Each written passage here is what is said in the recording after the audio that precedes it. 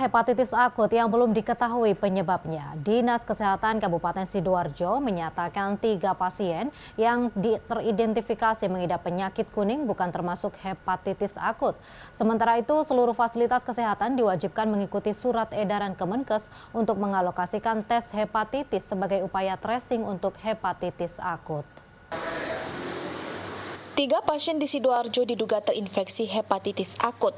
Menanggapi informasi ini, Kepala Dinas Kesehatan Kabupaten Sidoarjo, Syafsat Triawarman, membantah.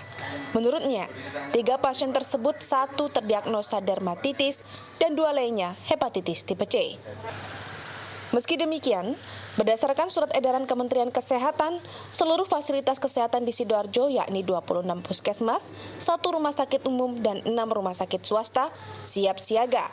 Seluruhnya sudah memiliki fasilitas pengetesan hepatitis mulai dari tipe A, B, dan C. Sementara untuk tipe D dan E masih menunggu pengadaan reagen dari Kementerian Kesehatan.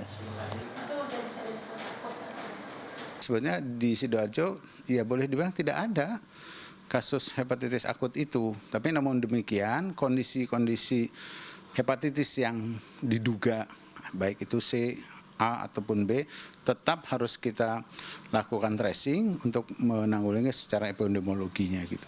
Nah, jadi setelah kita klarifikasi hanya ada 2 dan itu merupakan hepatitis tipe C. Dan secara fisik, secara anatomis sudah kita tangani dan alhamdulillah sudah membaik kondisinya gitu. Jadi kalau kita bilang hepatitis akut belum berani mengatakan itu karena apa? Memang harusnya pemeriksaan hepatitis akut itu menjadi kewenangan Kementerian Kesehatan, jadi bukan dari kewenangan kita di daerah gitu. Di sisi lain, pemerintah Provinsi Jawa Timur juga menegaskan temuan 114 kasus penyakit kuning tidak berkaitan dengan hepatitis akut.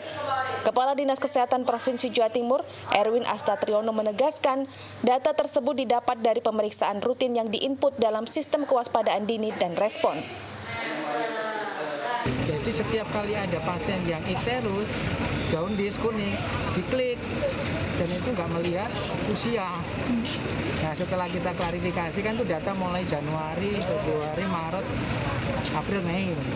Dan ternyata masing-masing rumah sakit yang sudah memberikan pelayanan itu tidak mengirim informasi ke kementerian bahwa itu terkait dengan hepatitis akut. Sehingga kita nyatakan bahwa itu bukan bagian dari hepatitis akut. Itu yang 114 kemarin.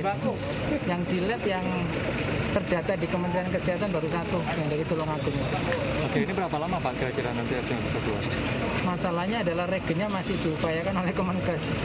Sehingga kita ikut statement dari kementerian kemarin yang sekitar nunggu 2 minggu, moga-moga sudah datang regen.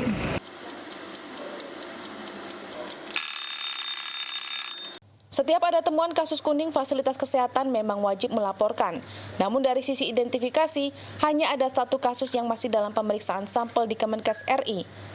Hasilnya masih menunggu pengadaan reagen dan diperkirakan akan keluar 2 pekan lagi.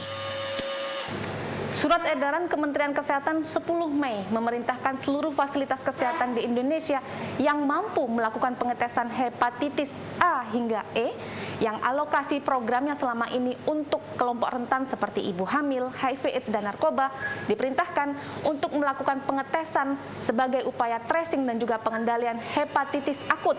Dan jika teridentifikasi kadar kerusakan hati di atas 500, maka pasien harus segera dirujuk ke rumah sakit dan sampelnya dikirimkan ke Sulianti Saroso. Eka Rima, Gancar Wicaksono, Sidoarjo, Jawa Timur.